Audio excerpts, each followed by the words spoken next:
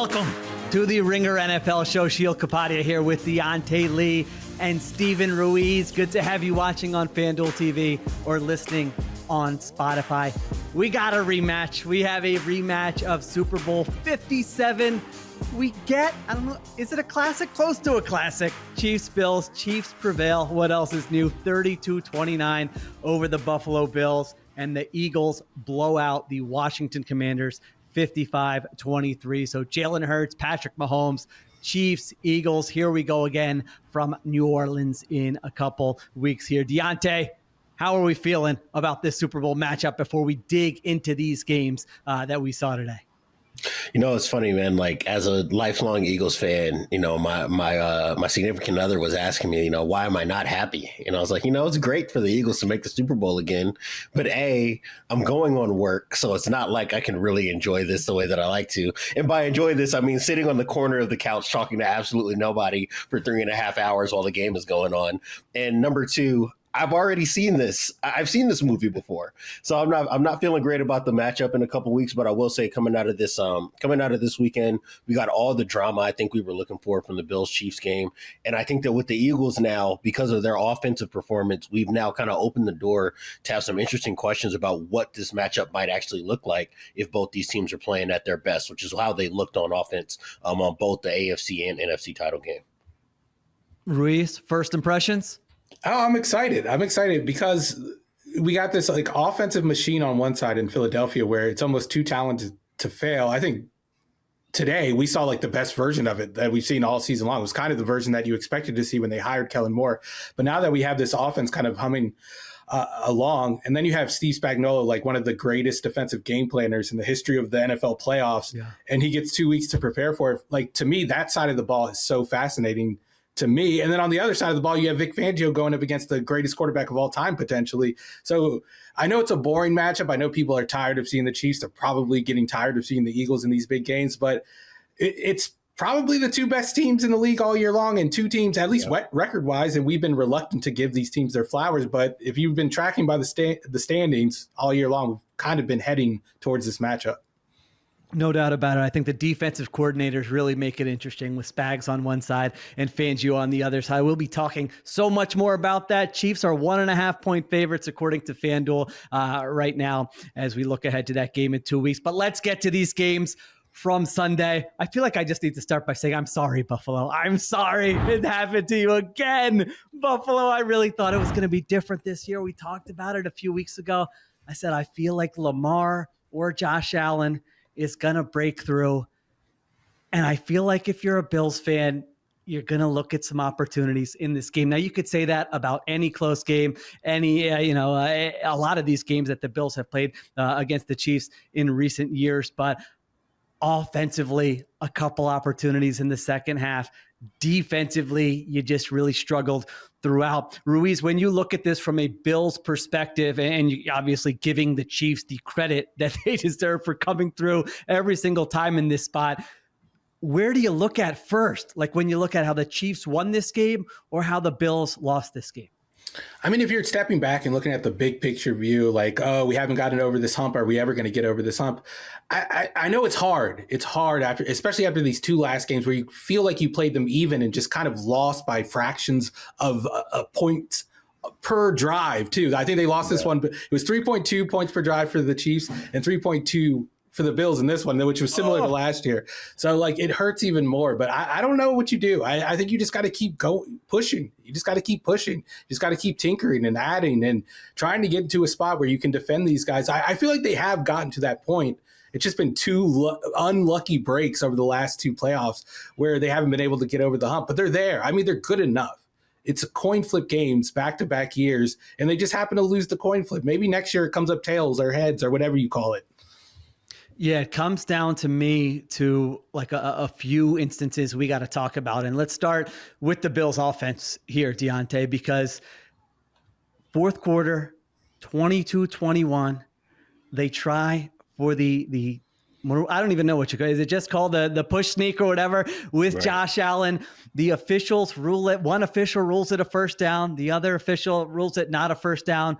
They review it. Bills come up short right there, turnover on downs. Chiefs go right down the field and score a touchdown. That's one. And then Ruiz already mentioned Spags, man. He's just adding these calls and these games and these plays to his resume.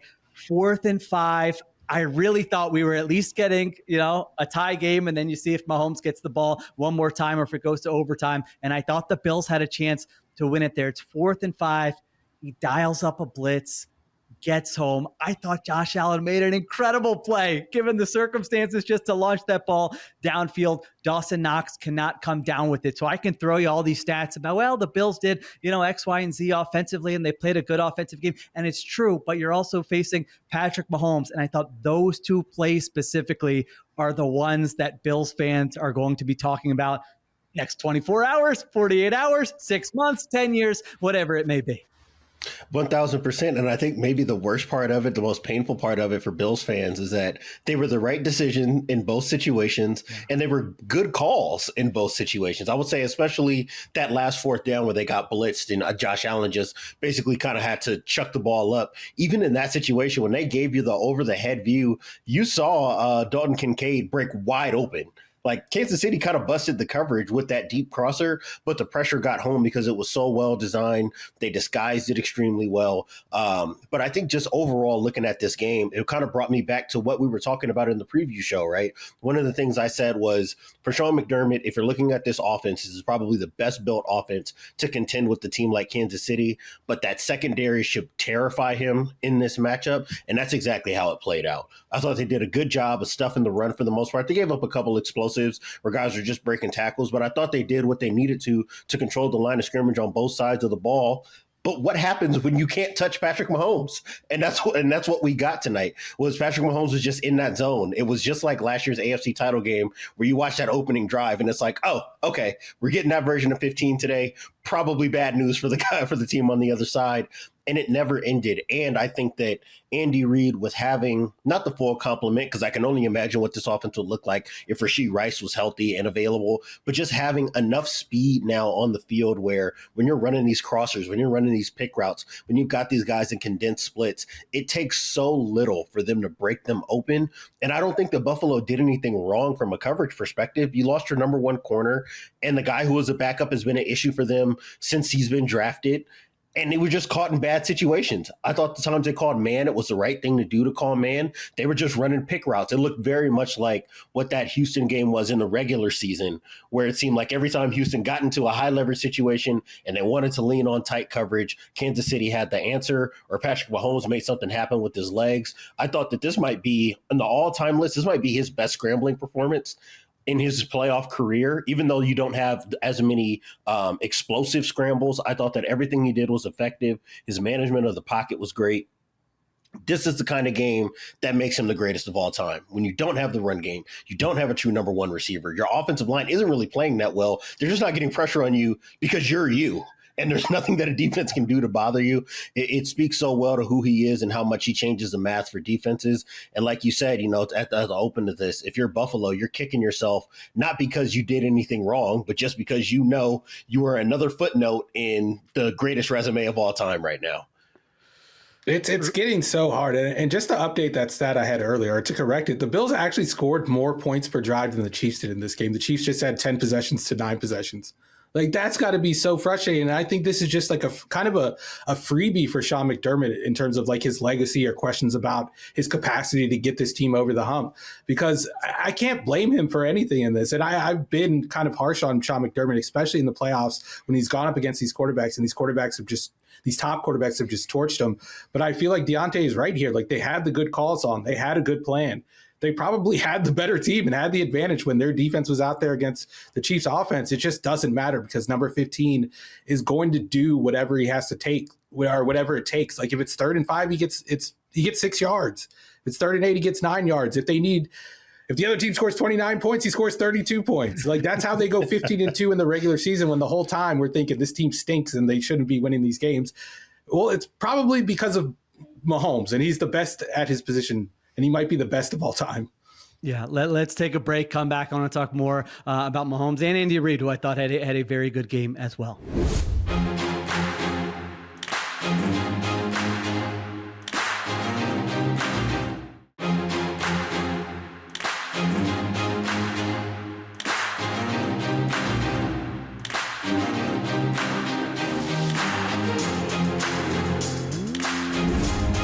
right, we're back on the Ringer NFL show. Yeah, you look at it. I was looking at Mahomes' stats after the game. So he goes 18 for 26 for 245 yards. Diante, you mentioned it, runs 11 times for 43 yards. And those were some high leverage runs. Romo was pointing it out during the broadcast. He's picking up first downs on scrambles. They go designed run in the red zone with Mahomes, and he runs it in the end zone there. This was a 99th percentile game in terms of drop back success rate. His highest success rate of any game in his entire career. On 73% of the times they dropped back to pass, it produced a successful play. To put that into perspective, there's only been 4 quarterback games all season long that have been better than that. And so, like, you talk about just this guy who we've watched year in and year out. Well, what's he going to do to wow us? Oh, he doesn't have the downfield threats. And it's like we've talked about all season. It's efficiency is what they're built on. It's not the most fun version of the Chiefs offense, but he can still play that style very well. And I thought Reed was scheming stuff up against McDermott very well. There were times where, there were some easy throws, and then there were some throws and some plays where Mahomes did Mahomes things. So for them to come out of this, and they had a terrific offensive game. I mean, 9 drives, 4 touchdowns, 1 field goal, and then they end the game at the end. And even with that, I'm with you guys. I thought there were a couple moments in there where I go, the Bills defense is not playing great, but they have given the offense a chance here. Jordan Phillips gets that sack on that second to last drive by the Chiefs. Yeah. I was shocked. I was sure they were scoring a touchdown there. He gets a sack, forces them to kick a field goal. Matt Milano had a big sack where he's spying Mahomes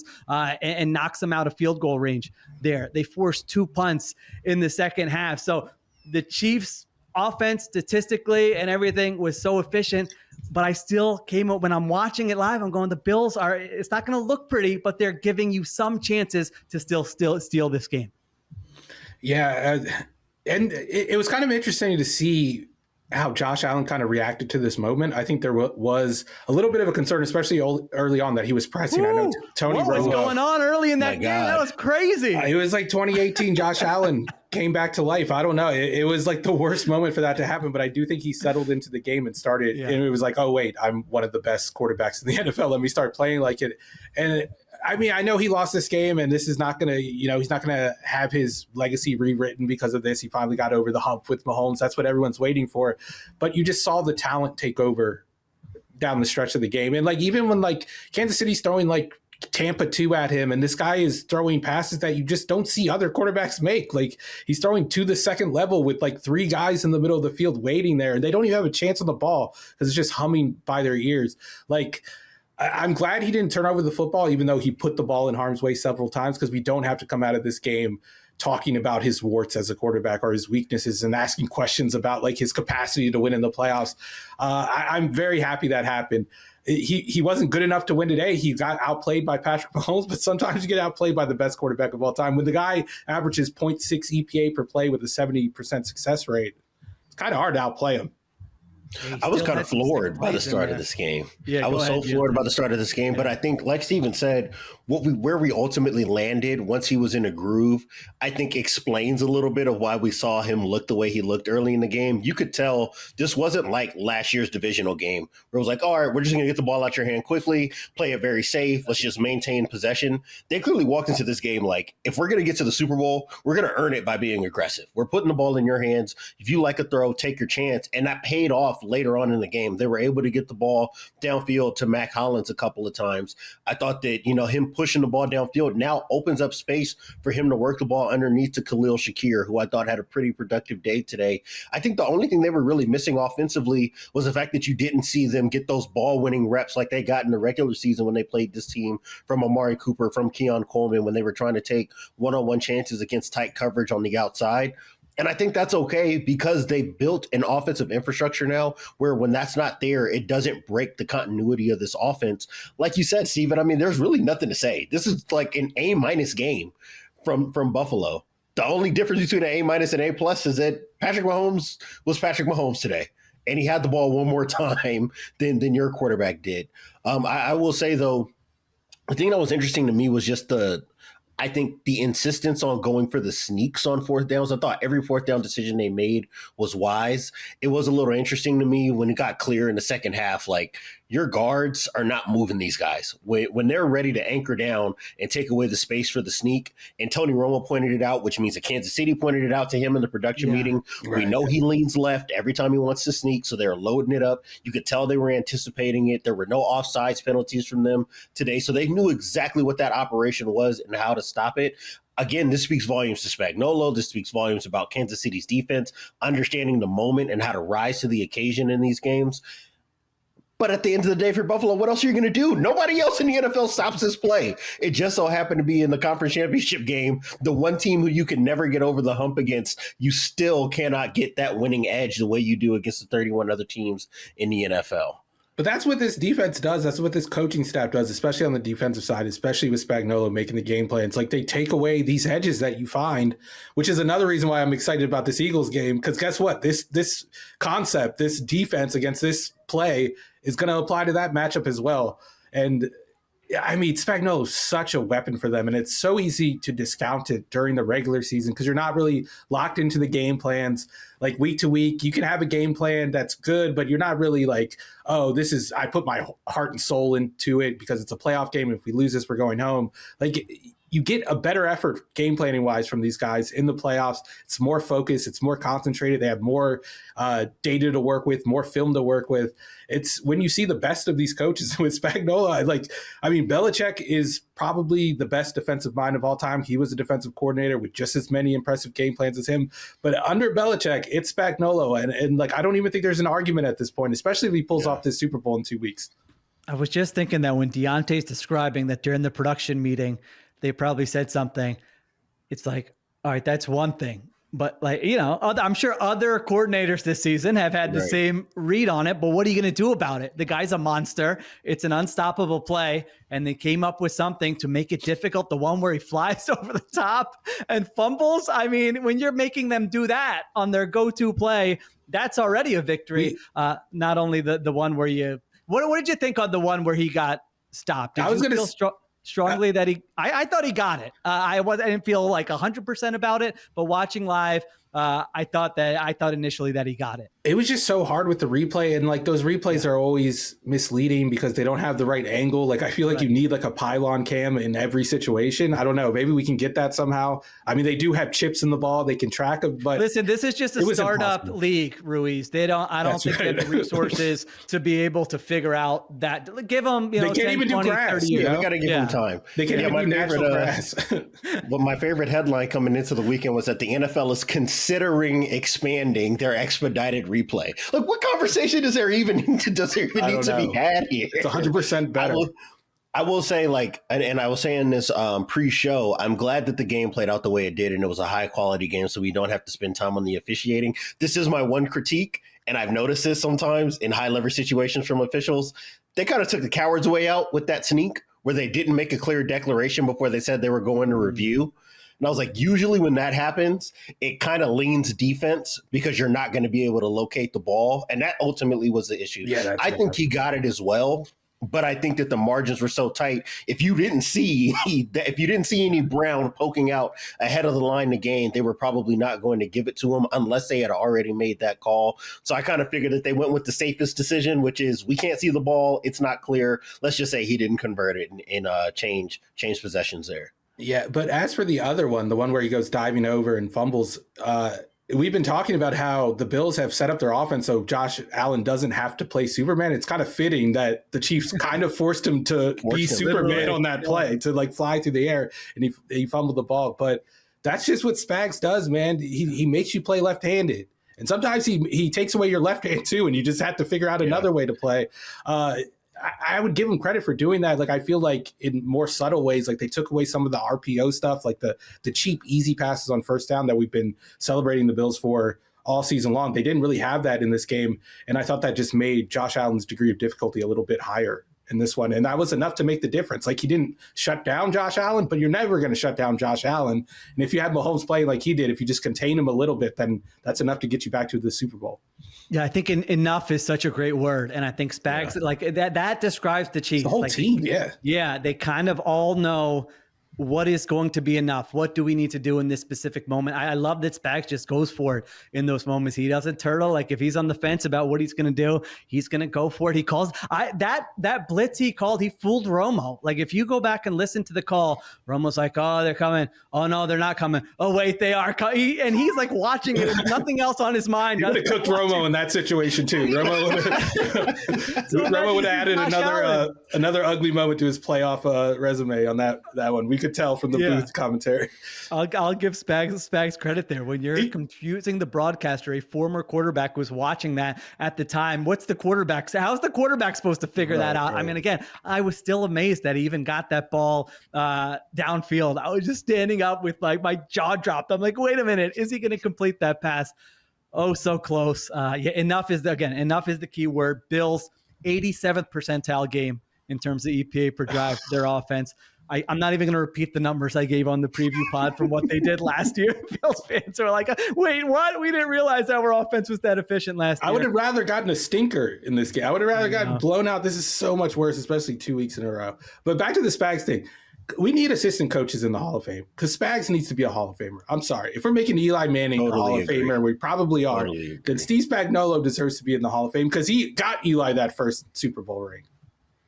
I agree. Is that a thing that they can't be in the Hall of Fame, or they just haven't been? It's just not precedent. I mean, I'm sure there's no rule against it. Yeah, he's got to be. He's absolutely has to be with the resume he's put together. If you go by the old, can you tell the story of the NFL of the last 20 years without this guy? The answer is a resounding no. I mean, the key moments with some of these huge Super Bowl victories. All right, before we move on, obviously Chiefs, incredible. Reed, Mahomes, Juju Smith-Schuster out here making plays, Spags, Chris Jones. I mean, you name it. Let's close the book on the Bills.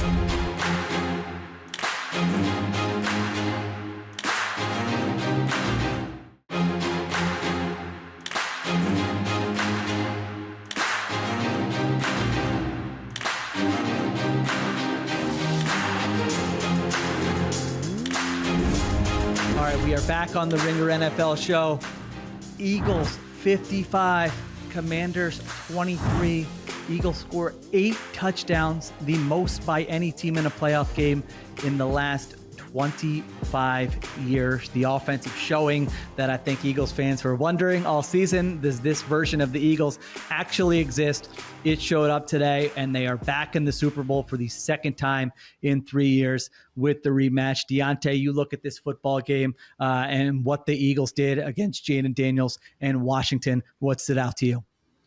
It's funny, man. Like, we have had so many conversations about what's going on with this passing game. Is it the design? Is it the quarterback? Is A.J. Brown more banged up than we're letting on? What's going on with X, Y, or Z? And I felt like today might have been, and I don't think this is the first time because you can see little glimmers of it in tape, and sometimes they execute and sometimes they don't. I feel like this is the first time Kellen Moore came to the table and said, hey, Nick, when you see defenses like this, what did you guys do over the last 3 years to give them problems? And it just felt like he took all those concepts and just laid it all out in this game. You saw the slide RPOs. That was a big part of their run game at different points in time when they go spread to run. I love seeing that because it gave them relief when Washington was selling out to try to stop the run. They had the explosive plays outside the numbers. Obviously, you get the big one over Marshawn Lattimore to A.J. Brown early in the game. You could kind of feel the weight coming off of this passing game. Once they completed that pass, they were able to get those corner routes, which has been a hallmark of this offense over the last few years. There are just so many things that you can go and watch and be like, oh, that's from 2022. They did that in 2022. They did that in 2022. Yeah. And then you add in the fact that Kellen Moore, the most valuable thing that Kellen Moore has done is give them an opportunity to be explosive in the run game when defenses load the box. That's what that first big play was to Saquon, where you're able to give jet motion. So you got guys flying in one direction, you go pin and pull. So now he and Jeff Stoutland kind of have this synergy in setting up the personnel that Kellen Moore likes to run out of with the run designs that work for Jeff Stoutland. I think that when that's happening, that's great. But everything else in this offense at work today was so reminiscent of years prior. And that's what I think they have to be. And I think that's a big reason why Jalen Hurts looked so effective as a drop back passer was because they really pared things down and just got back to basically playing mismatch ball We're going to put Devontae Smith over the middle of the field. We're going to put Dallas Goedert out in the flat. We're going to send A.J. Brown vertically. And good luck figuring out how you want to defend any one of these three guys. Even the Dallas Goedert screens, that's something that we really haven't seen this year. That hasn't been as big a piece of the offense. When it was Brian Johnson and Shane Steichen in years past, that was their screen guy because he's a mismatch problem for DBs and a yak threat for how big he is. I love to see all the layers that they kind of added in. It almost looked like they were the Chiefs that got the 23-day break going into the playoffs where they were able to reassess and get back to some of the things that have worked for them over the years. It's really encouraging, not just for Jalen Hurts, but I think that the bigger picture is when a team plays like Washington does and they're loading up the line of scrimmage and trying to take away the run game, you can just get back to easy things that punish defenses. And that's what it's going to have to be if they're going to have any chance to get over the hump here and win the Super Bowl in a couple of weeks. Yeah, I like you use the word layers. Like that's what I felt like. This was the most layered performance for the Philadelphia Eagles offense that we've seen all season long. And I felt like the left side of the offensive line kind of being banged up almost helped that because you saw them kind of find different levers to pull on early downs instead of just like, let's just call inside zone and we have, the best interior line and we're just going to push them off the ball and get 8 yards per pop. That didn't happen in this game. Like you saw like the toss, the outside runs, you saw the jet sweeps to Devontae Smith. I think there were a couple of those. There was like tight end handoffs. There was the screens to Goddard. There were a lot of the concepts that, like you said, you saw in 2022. It seemed like they especially against the pass game, is like, let's take our cover one game plan and our Tampa 2 game plan, smash those together, and let's just call those plays over and over and over again. It was the most confident you saw Jalen Hurts in months, the most decisive you've seen him. I know he took a couple of sacks and a couple of times where he could have checked the ball down, but for the most part, this was the most decisive he's been since 2022, when I thought he was a better quarterback than he was last year or this year, without a doubt, which is kind of counterintuitive. You would think a quarterback gets better as he develops. This is the first time he's looked like 2022 Jalen Hurts in a long time. And we don't know because like we've seen this offense kind of break out, against the Steelers. There's probably other teams against the Bengals, I think was another one. And then a week later, they look like the same old Eagles offense from earlier in the year. So I don't know what that's going to look like in 2 weeks' time, but it's the best possible sign going into this matchup. It finally looks like the offense you wanted with Kellen Moore joining the staff and kind of adding different elements to the offense. Even when they have a good game, they got to get a little weird. This is from Jeff McClain of the Inquirer. Eagles quarterback Jalen Hurts on head coach Nick Sirianni, quote, "I think he finally let me out of my straitjacket," end quote.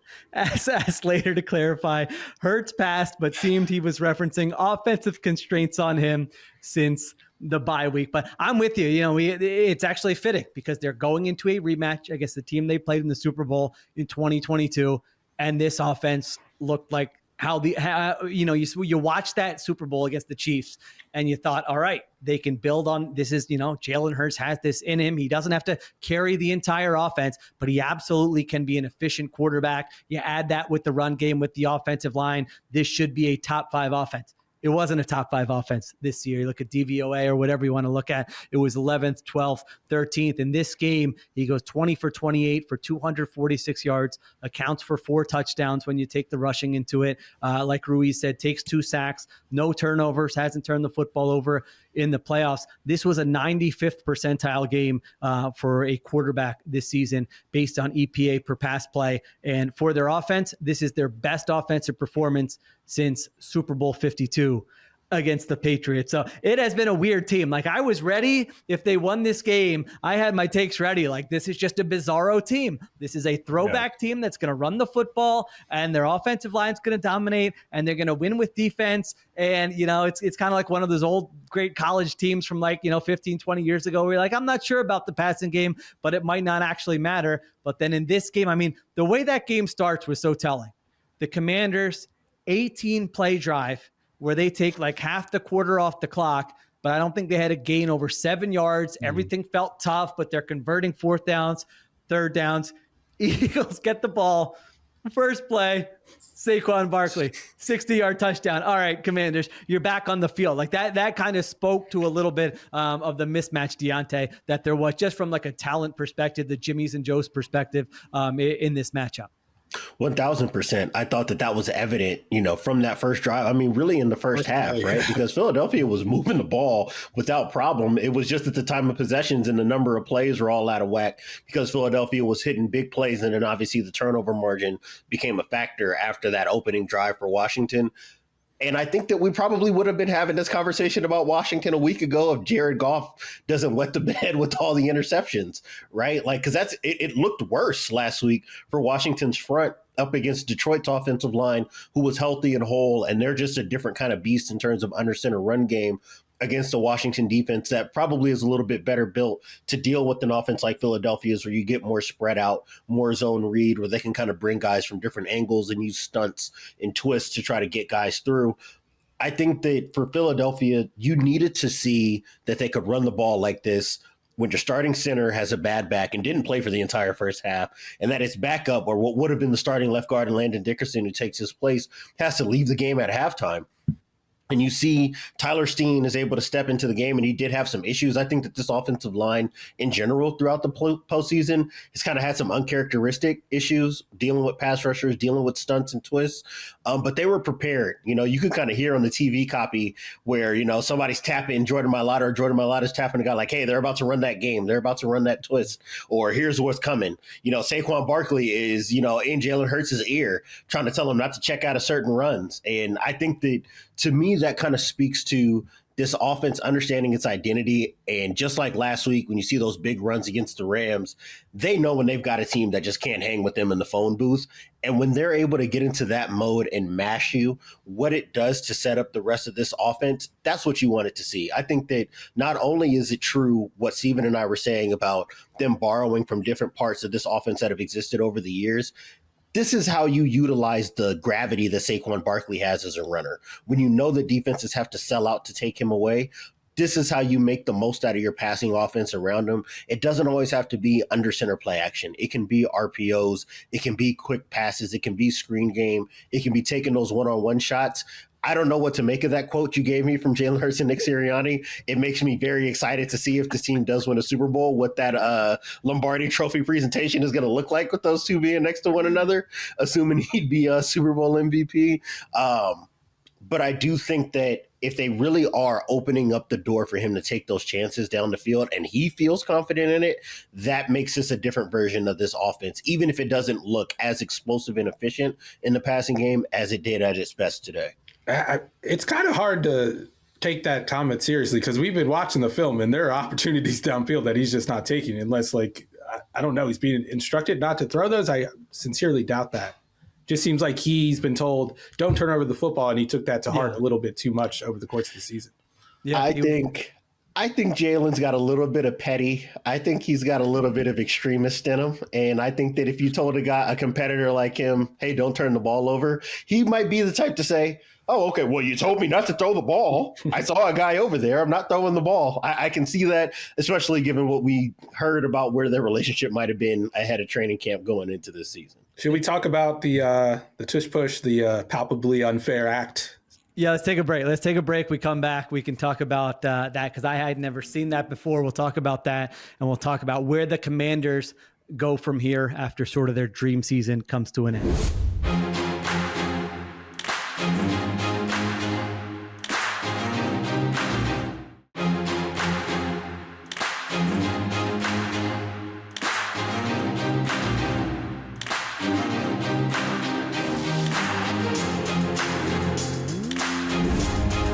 We are back on the Ringer NFL show. All right, Ruiz. So that was a brotherly shove down by the goal line. Frankie Luvu is flying across the line of scrimmage a couple times.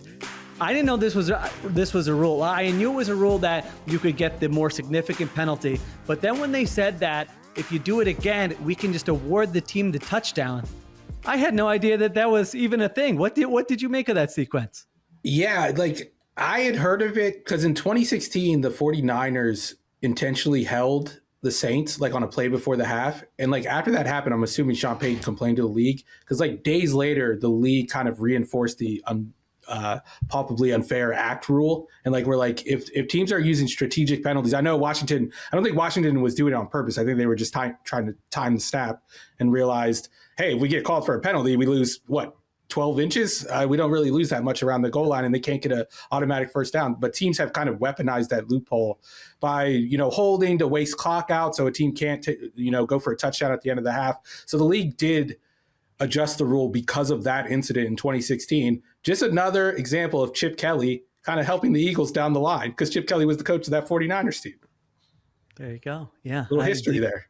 That was, and I do think, the Commanders were talking coming into the game that, we're going to get some hits on Jalen Hurts. That is another way to get a little smack on him, Diante, as you leap over the line of scrimmage there as well. Yeah, I was kind of rooting for Washington to just continue to take the offsides.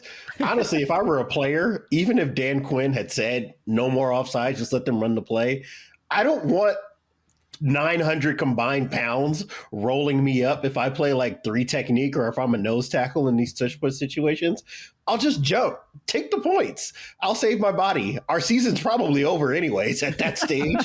Cam Jurgens having to run those plays over and over again with the bad back. Oh my gosh, I can't imagine. Yeah, I was just imagining what Jason Kelsey was thinking watching this play. Like, man, I got out exactly when I was supposed to get out, and this probably sped up my clock by about a season or so, taking all this contact from the front end. It's kind of funny because Madden, the video game, had to build in like a deterrent for this, because if you play a game, like I was playing a game like a couple weeks ago and I was beating the guy, I was kneeling on the clock. I was being honorable. I didn't want to run up the score, kneeling on the clock. And the guy kept running out of like offsides, so the game would never end. But like in those games, if you do it like 3 times, they just kick you out of the game.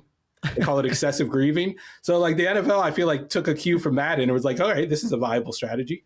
There you go. Yeah, it'll be interesting to see. Yeah, did the Chiefs actually come up with a solution to like this play? Like there's gonna be a lot of film clips cut this week. Like, what did they do against Josh Allen? Can they do it against Jalen Hurts? But just to circle back to what you guys said in the beginning, I think Fangio at this point in his career being like, I get Mahomes in the Super Bowl with a roster I really like, can I cook something up to add something else to my resume? And then to your point, Ruiz, Spags, is just like the Eagles are the ultimate Monday night, like your defensive coordinator. What's your plan?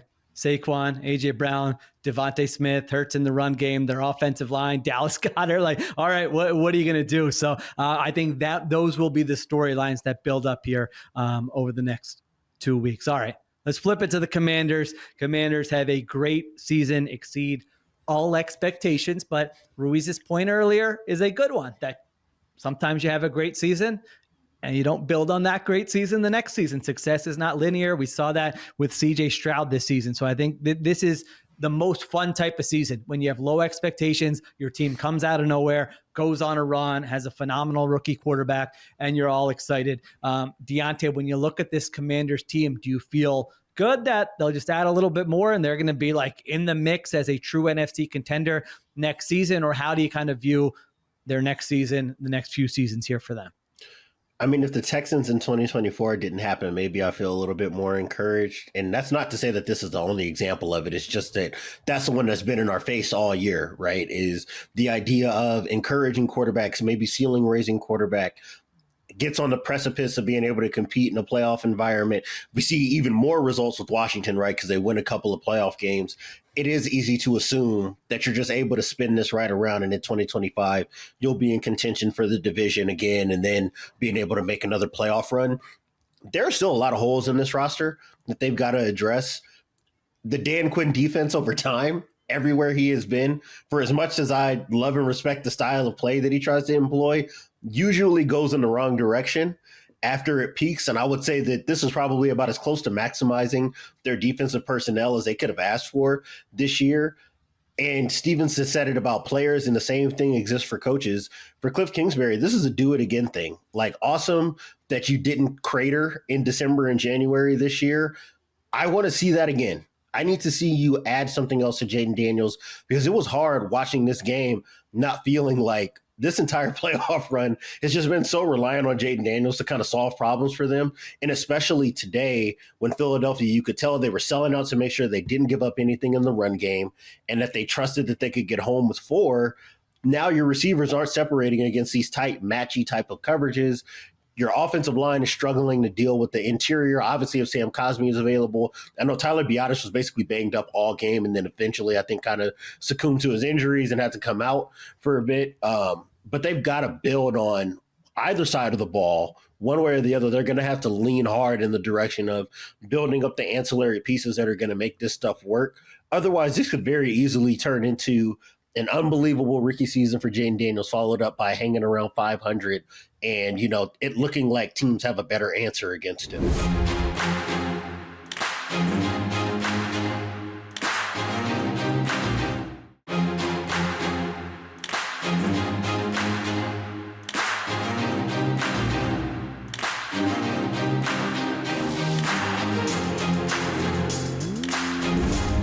All right, we are back on the Ringer NFL show.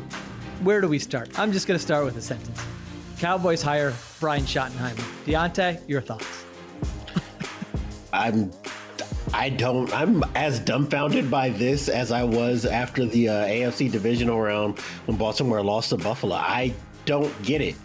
Well, I guess I do understand it because this may be the most predictable thing that Jerry Jones could have done, which is the same thing he did with Jason Garrett, however many years ago, where it's just like, oh, okay, guys who's already in the building, who will kind of let me be Jerry Jones and isn't going to, come, saber rattling if we don't go, and like aggressively attack free agency or readdress something with our roster. He's going to kind of let us do our Jones family thing and just coach the team and be relatively unassuming. From that perspective, yes, this is very Cowboys. From the perspective of this is one of the only jobs where you have a proven all-pro at his peak level quarterback that had an opening. And you have maybe the best defensive player in the NFL on the other side of the ball. Like, you guys have invested a lot of money in the offensive and defensive lines. There's a lot here. Receiver.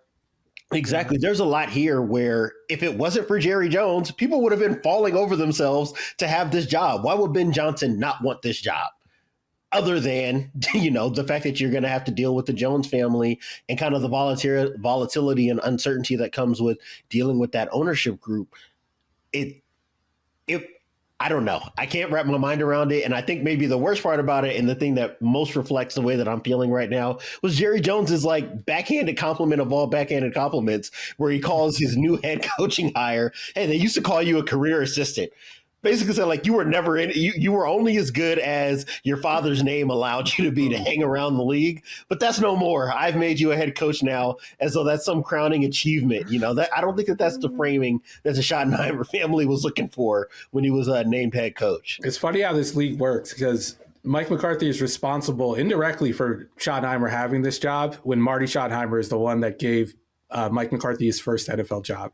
That's just a coincidence, I'm sure. Just how things tend to work out in the NFL coaching cycle.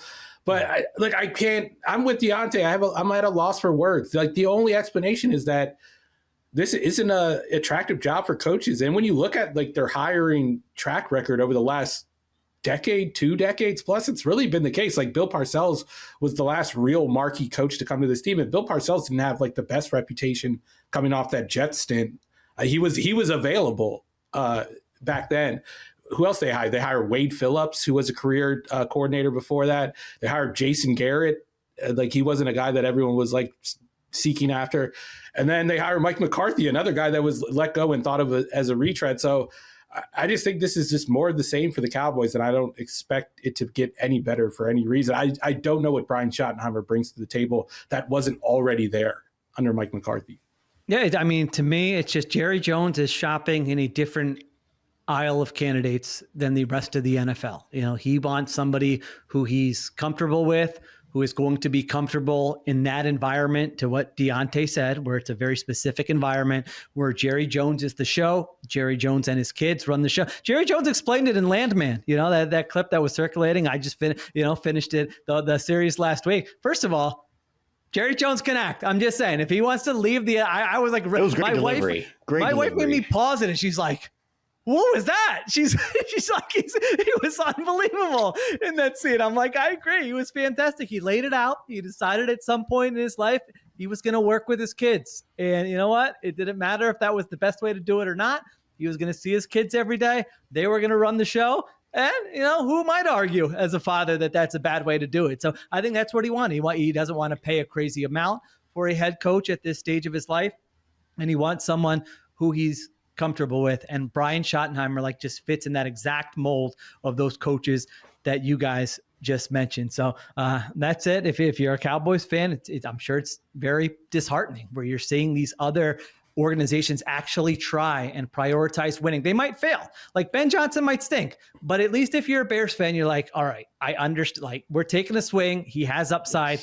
This could really work out. You really can't make that argument with Brian Schottenheimer. Not at all. All due respect to Brian Schottenheimer. Might be a nice guy, but I don't think anyone's making that argument that this is going to be the guy to get you over the hump for the first time in 30 years. I saw on Twitter some Cowboys, I don't know if he was a fan, a blogger or something, but he was like, this is the darkest day in Cowboys history. And I was like, oh, come on, that's an exaggeration. Get a grip. But the more I thought of it, I was like, holy he's right. This is one of the darkest days in Cowboys franchise history, because that's just I don't know where they're going with this hire. I don't think they're going anywhere with it. I really think it's just a placeholder and I don't even know what it's for, what they're holding the place for. Can I give my one contrarian take? I mean, are we sure he can't be as good of a head coach as Mike McCarthy? I know Mike McCarthy has a much longer resume and track record. Right, I was going to say, if I'm not talking about resume or just talking about this Cowboy, year, if I was next Cowboy year, stint versus his Cowboy, I think so. I mean, I don't view this team any differently now. I don't view them any differently now under Schottenheimer than I would have under McCarthy. They're not winning 12 games. We're contenders either way. So, all right, let me sit on that take for 6 months and then come back to. By the way, speaking of McCarthy, what I thought every organization was going to have a bidding war. What has Mike McCarthy been hired by anybody? You fell for that grift again? Maybe you are Jerry Jones. He's the only one that fell for it last time, and you're falling for it. And no one who would be excited to hire Mike. I'm not falling for it. I'm making fun of Mike. I'm saying Mike McCarthy is the best PR of any coach in the last 30 years. I thought you fell for the PR. No, sorry. No, I didn't. Trust me. I did not fall for it. I just remember, if he lets Mike McCarthy out of this contract, watch out. The guy's going to have his choice. You think PFF's going to pick up the phone if he calls again? He's like, guys, I need you guys again. No, that ship has sailed. All right, so that's the Cowboys. Maybe the biggest surprise of the entire cycle, honestly, to me, is Raiders hire Pete Carroll. I did not think we would see Pete Carroll on the NFL sidelines again. All right, I think that's the head coaching news. That will do it for this episode. Thank you to Diante Lee. Thank you to Steven Ruiz. Thank you to Christopher Sutton for producing. Thank you to Tucker Tashijan for the video. Additional production supervision by Connor Nevins, Arjuna Ramgopal, and Dan Comer. We will be back later this week talking head coaching news, league-wide news, Super Bowl matchup. We got a lot coming your way. And then we'll, of course, be in New Orleans next week for the Super Bowl, bringing you coverage of Chiefs, Eagles in Super Bowl 59. All right, until then, talk to you next time on the Ringer NFL Show.